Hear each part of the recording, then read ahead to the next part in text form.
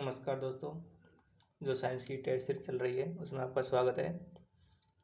और चैनल पर नए हैं तो चैनल को सब्सक्राइब कर लें और बेल आइकन को दबा दें ताकि जो नया टेस्ट आने वाला है उसका नोटिफिकेशन आपको मिल जाए।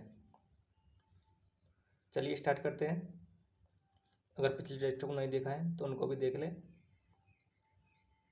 तो क्वेश्चन नंबर 1 है, कपड़ों को धोते समय हम नील का प्रयोग करते हैं, उसकी दोस्तों उसकी यानी उसका जो उपयोग है वो बताइए। ऑप्शन ए है बेहतर मार्जन क्रिया के कारण, बी है सही वर्ण संयोजन के कारण, और सी है अतिरिक्त उज्ज्वल स्वरूप के कारण, और डी है बहुत कम दाम के कारण। दोस्तों नील का प्रयोग करने का क्या कारण है बताइए। ऑप्शन चारों में से कौन सा राइट आंसर है इसका? तो दोस्तों इसका राइट आंसर है जो ऑप्शन बी है, सही वर्ण संयोजन के कारण। जो हम नील देते हैं कपड़ा में वो रंग चढ़ाने के लिए देते हैं, यानी उनमें नीला रंग डालने के लिए नील का प्रयोग करते हैं। नेक्स्ट क्वेश्चन,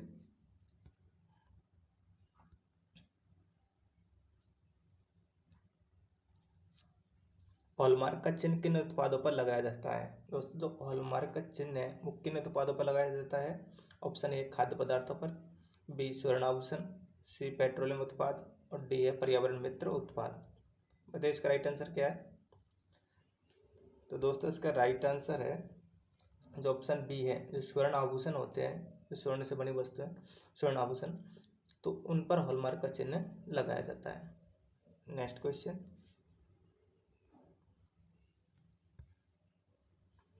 कृत्रिम उपग्रह में विद्युत ऊर्जा का स्रोत है। दोस्तों कृत्रिम उपग्रह होते हैं जो सैटेलाइट छोड़ा जाता है यहाँ से रॉकेटों के माध्यम से, जो उन पर ऊर्जा का स्रोत है, विद्युत ऊर्जा कहाँ से प्राप्त की जाती है? ऑप्शन ए है लघु नाभिकीय रिएक्टर, बी है डायनामो, सी है थर्मोपाइल, और डी है सौर बैटरी। बताइए इसका राइट आंसर क्या है? तो दोस्तों इसका राइट आंसर है ऑप्शन डी, जो सौर बैटरी है उसके माध्यम से कृत्रिम उपग्रह पर विद्युत ऊर्जा की प्राप्ति की जाती है, क्योंकि जो सैटेलाइट है उस पर हमेशा धूप आती रहती है तो उस पर सौर बैटरी रिचार्ज होती रहती है। नेक्स्ट क्वेश्चन, यूरोट्रोपिन है। दोस्तों क्या है यूरोट्रोपिन? ऑप्शन ए है एक्सामेथिलिन, बी है एक्सामेथिलिन ट्राइएमिन, और सी है एक्सामेथिलिन टेट्रा एमिन, और डी है एक्सामेथिलिन पेंटा एमिन। बताइए दोस्तों यूरोट्रोपिन है, इसका राइट आंसर है ऑप्शन सी एक्सामेथिलिन टेट्रा एमिन। इसको ही यूरोट्रोपिन कहते हैं, एक्सामेथिलिन टेट्रा एमिन। नेक्स्ट क्वेश्चन, प्रकाश सीधी रेखा में चलता प्रतीत होता है क्योंकि? ऑप्शन ए है यह छोटे कणों से बना होता है, बी है प्रकाश का वेग बहुत अधिक है, ऑप्शन सी है प्रकाश का तरंग दैर्ध्य बहुत छोटा है, और डी है प्रकाश अपने चारों ओर से परावर्तित होता है। बताइए इसका राइट आंसर क्या है? दोस्तों इसका राइट आंसर है ऑप्शन सी, जो प्रकाश का तरंग दैर्ध्य है वो बहुत छोटा होता है। प्रकाश का तरंग दैर्ध्य छोटा होने के कारण वो सीधा चलता हुआ प्रतीत होता है। नेक्स्ट क्वेश्चन, प्रकाश विद्युत सेल में बदलता है। दोस्तों जो प्रकाश है विद्युत सेल बदलता है, प्रकाश विद्युत सेल क्या करता है? विद्युत ऊर्जा को प्रकाश ऊर्जा में, प्रकाश ऊर्जा को विद्युत ऊर्जा में, और प्रकाश ऊर्जा को रासायनिक ऊर्जा में, और विद्युत ऊर्जा को यांत्रिक ऊर्जा में। जो प्रकाश सेल का कार्य है बताइए दोस्तों इनमें से कौन सा है चारों में से? तो दोस्तों इसका राइट आंसर है ऑप्शन बी, जो प्रकाश ऊर्जा को विद्युत ऊर्जा में परिवर्तित करता है। कौन? प्रकाश है, प्रकाश ऊर्जा को विद्युत ऊर्जा में। नेक्स्ट क्वेश्चन,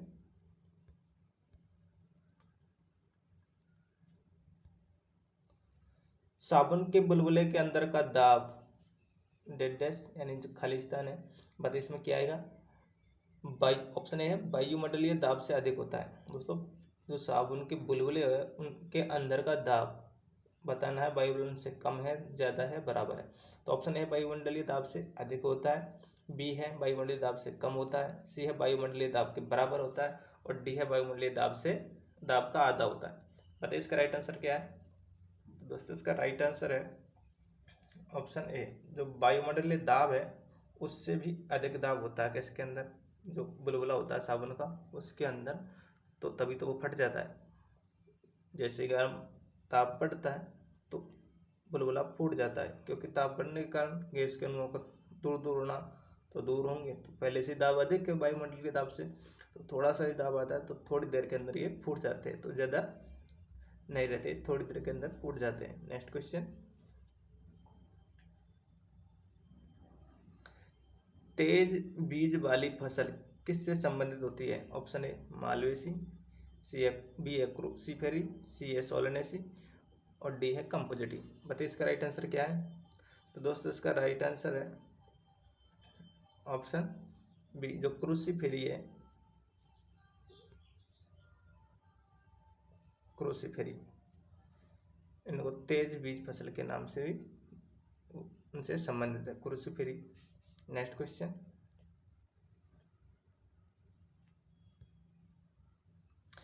किसी यौगिक का मूलानुपाती सूत्र CH2O एवं अनुभार 60 है, तो इस यौगिक का अनुसूत्र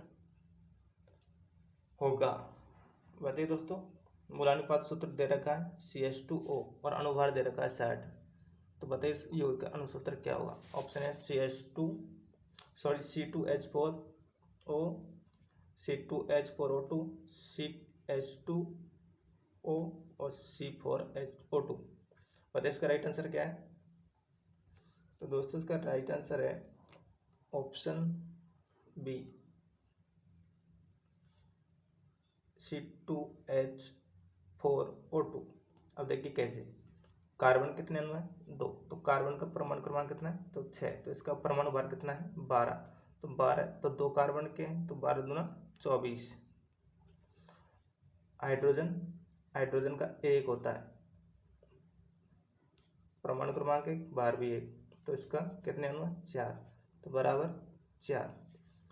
ऑक्सीजन कितना है, परमाणु क्रमांक 8 है, तो परमाणु भार कितना है, परमाणु भार हो गया 16, कितने अणु में, 2, बराबर 32। अब तीनों को जोड़ेंगे तो टोटली 60 हो रहा परमाणु क्रमांक, तो बोला कि अनुभार कितना है, 60, और इसका भी 60 आ रहा है, तो इसका right answer B. Next question, श्वेत प्रकाश को नली में कैसे पैदा करते हैं। तो जो श्वेत प्रकाश है उसको नली में पैदा कैसे करते हैं। ऑप्शन ए तांबे के तार को गर्म करके, बी है तंतु को गर्म करके, और सी है परमाणु को उत्तेजित करके, और डी है परमाणु को दोलित कर। बताइए दोस्तों, जो श्वेत प्रकाश को उत्पन्न कैसे कर सकते हैं। तो इसका राइट आंसर है ऑप्शन जो बी है, जो तंतु को गर्म करके। जैसे बल्ब में दोस्तों फिलामेंट होता है टंगस्टन का, उसको जैसे ही स्विच ऑन किया जाता है तो तंतु गर्म होकर के जलने लगता है, यानी प्रकाश उत्सर्जित करने लगता है, तो तंतु को गर्म करके। नेक्स्ट क्वेश्चन, मूल ग्रंथिकाएं पाई जाती है। दोस्तों मूल ग्रंथिकाएं, जो मूलों में जो ग्रंथियां होती हैं वो किस में पाई जाती है। ऑप्शन है कुछ लेगुमिनेसी पादपों तथा कुछ अन्य पौधों में भी, और बी है केवल कुछ लेगुमिनेसी पादपों में, और सी है सभी लेगुमिनेसी पादप किंतु अन्य पौधों में नहीं, और डी है सभी पौधों में। बताइए दोस्तों मूल ग्रंथिका है वो किस में पाई जाती है। तो इसका राइट आंसर है ऑप्शन ए, यानी कि कुछ लेगुमिनेसी पादपों तथा कुछ अन्य पौधों में भी। तो दोस्तों कुछ लेगुमिनेसी पादपों में जैसे कोई दाल, सभी दालें वाले जो पौधे होते हैं उनमें पाई जाती है, और कुछ अन्य पौधे भी होते हैं जिनमें भी मूल ग्रंथिकाएं पाई जाती है। इसका right answer option A. Next question,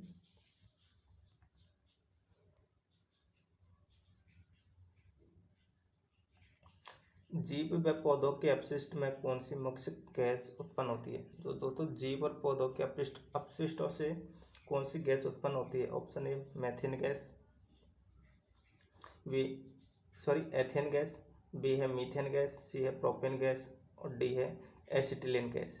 बताइए इसका राइट आंसर क्या है? दोस्तों इसका राइट आंसर है ऑप्शन जो बी है मीथेन गैस CH4। ये गैस जीवों और पौधों के अपशिष्टों से उत्पन्न होती है। नेक्स्ट क्वेश्चन, यदि सामान्य पानी में कोई अंडा डाल दिया जाए तो वह डूब जाता है, पर यदि पानी में काफ़ी मात्रा में नमक मिलाया हुआ हो, उसमें अंडा डाल दिया जाए तो उसमें अंडा डाल दिया। दोस्तों ये बोल रहा है कि सामान्य पानी है, अगर उसमें अंडा डाल देंगे तो वो डूब जाएगा।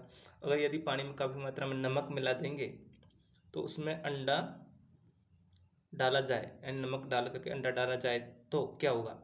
ऑप्शन ए अंडा पूरी तरह डूब जाएगा, बी अंडा पानी के बर्तन के बीच में रहेगा, ऑप्शन सी अंडा पानी में तैरता रहेगा और डी है अंडा कभी डूब जाएगा तो कभी तैरेगा। बताइए इसका राइट आंसर क्या है? तो दोस्तों इसका राइट आंसर है ऑप्शन सी, यानी अंडा पानी में तैरता रहेगा। तो इसके पीछे क्या साइंस है? दोस्तों सामान्य पानी है, अगर उसमें अंडा डाल रहे हैं तो वो डूब जाएगा सामान्य पानी। अगर पानी में हम क्या मिला रहे हैं? नमक मिला रहे हैं, यानी नमक मिला रहे हैं, अगर उसमें नमक मिला दिया तो नमक मिलाने के कारण क्या पानी का घनत्व क्या है? वो बढ़ जाएगा। घनत्व बढ़ जाएगा तो पानी में अंडा तैरने लग जाएगा।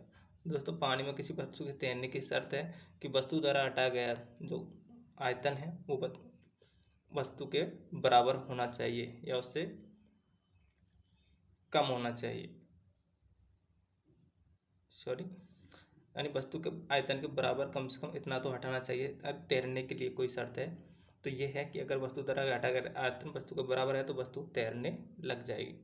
तो जो अंडा है सामान्य पानी में, उसका अंडा का घनत्व ज़्यादा है, पानी का घनत्व कम है तो अंडा डूब जाएगा। अगर पानी में काफ़ी मात्रा में नमक मिला रहे हैं तो नमक मिलाने के कारण उसका घनत्व है वो बढ़ जाएगा तो अंडा उसमें तैरने लग जाएगा, तो उसमें अंडा तैरता रहेगा।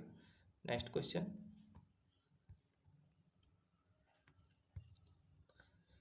केल्विन बेंसन चक्र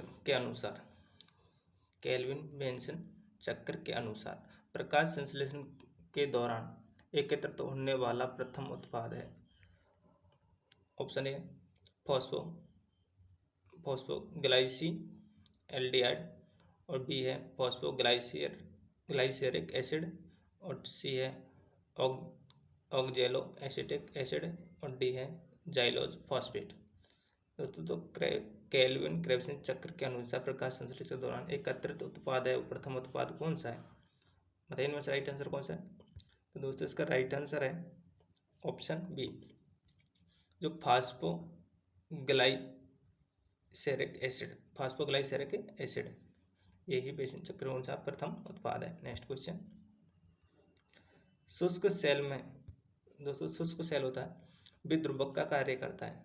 ऑप्शन ए सोडियम क्लोराइड और बी है सल्फ्यूरिक एसिड और सी है मैग्नीज डाइऑक्साइड और डी है पोटेशियम हाइड्रोक्साइड।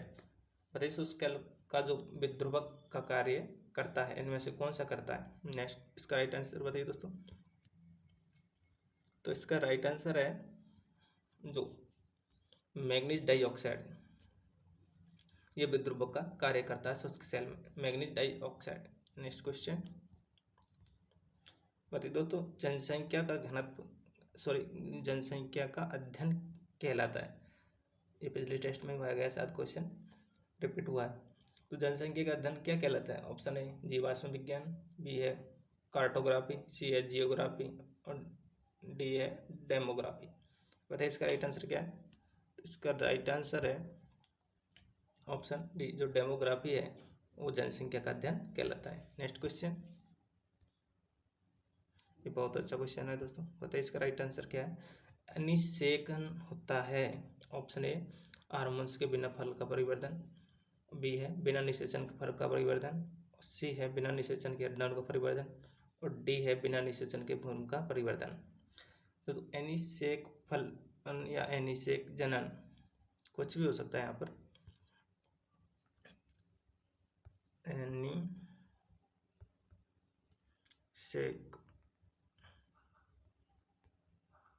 या तो जनन कह दो या फलन कह दो, कुछ भी हो सकता है।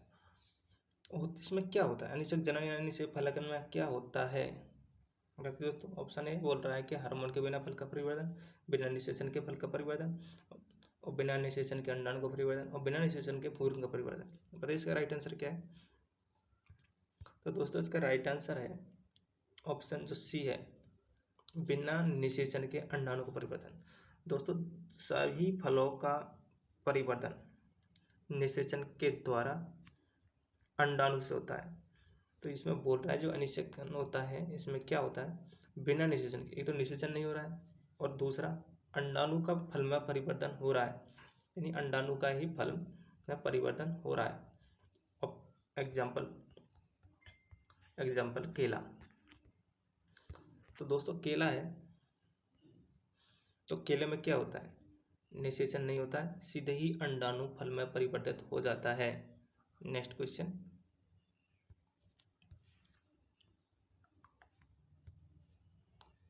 ब्रायोफाइट्स में सम्मिलित है। ऑप्शन ए लिवरवर्ट एवं फर्ण, बी है मॉस एवं फर्ण, सी है लिवरवर्ट एवं मॉस, डी है इनमें से कोई नहीं। तो ब्रायोफाइट्स होते हैं उनमें सम्मिलित कौन है, बताइए इनमें से राइट आंसर कौन सा है? तो दोस्तों इसका राइट आंसर है ऑप्शन सी, जो लिवरवर्ट और मॉस होते हैं उनको ब्रायोफाइट में शामिल किया गया है। नेक्स्ट क्वेश्चन, ये बहुत अच्छा क्वेश्चन है दोस्तों। टेस्ट ट्यूब शिशुओं में क्या होता है, एक अंडाणु का निषेचन और विकास टेस्ट ट्यूब में होता है। तो बी है अंडाणु का निषेचन टेस्ट ट्यूब में और विकास गर्भाशय में, सी है अंडाणु का निषेचन गर्भाशय में और विकास टेस्ट ट्यूब में होता है, डी है अंडाणु का विकास टेस्ट ट्यूब में और निषेचन के बिना होता है। बताइए दोस्तों टेस्ट ट्यूब बेबी होता है, जो परखनली शिशु होता है उसमें क्या होता है, परखनली शिशु, जो परखनली शिशु होता है उसको कैसे जन्म लेता है, कैसे क्या है, उसके बारे में पूछ रहा है कि इसमें से कौन सी क्रिया होती है। पता है इसका राइट आंसर क्या है? तो दोस्तों इसका राइट आंसर है ऑप्शन जो बी है, अंडाणु का निषेचन कहाँ होता है, टेस्ट ट्यूब में, और विकास गर्भाशय में होता है। दोस्तों ये गलत धारणा है कि बेबी का निर्माण परखनली में होता है, ये गलत है। यानी उसका जो अंडाणु का निषेचन है ना वो टेस्ट ट्यूब यानी परखनली में होता है, तो उससे परखनली है मान के चलो। तो इसका अंडाणु और शुक्राणु का मिलन करवाया जाता है। तो दोस्तों अंडाणु शुक्राणु का मिलन करवाया जाता है, तो यहाँ पर युग्मनज बनता है, जाइगोट। तो युग्मनज बनता है, तो युग्मनज को यहाँ पर गुणन करवाया जाता है, तो गुणन के पश्चात उसको कहाँ पर ट्रांसफर कर दिया जाता है, गर्भाशय में। तो विकास तो गर्भाशय में होगा, तो नॉर्मल डिलीवरी होगी। तो नाम रखा बस टेस्ट ट्यूब बेबी, क्योंकि इसमें परखनली में ही इसका क्या करवाया जाता है, निषेचन करवाया जाता है। नेक्स्ट क्वेश्चन,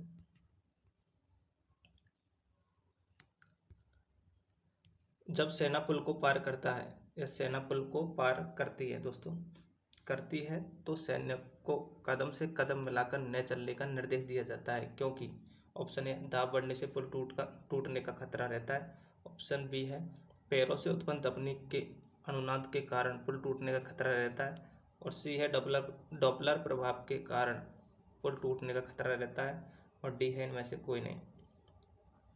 बताइए इसका राइट आंसर क्या है? दोस्तों इसका राइट आंसर है बी, यानी पैरों से उत्पन्न ध्वनि के अनुनाद के कारण पुल टूटने का खतरा रहता है। जैसे ताल से ताल में पैर यानी ताल से ताल मिलाकर चलेंगे तो एक साथ ध्वनि उत्पन्न होगी, तो ध्वनि के अनुनाद के कारण पुल टूटने का खतरा रहता है, तो उनको सलाह दी जाती है कि वो कदम से कदम मिलाकर न चलें। दोस्तों 20 क्वेश्चन थे। धन्यवाद पूरा टेस्ट देखने के लिए, मिलते हैं नेक्स्ट वीडियो में।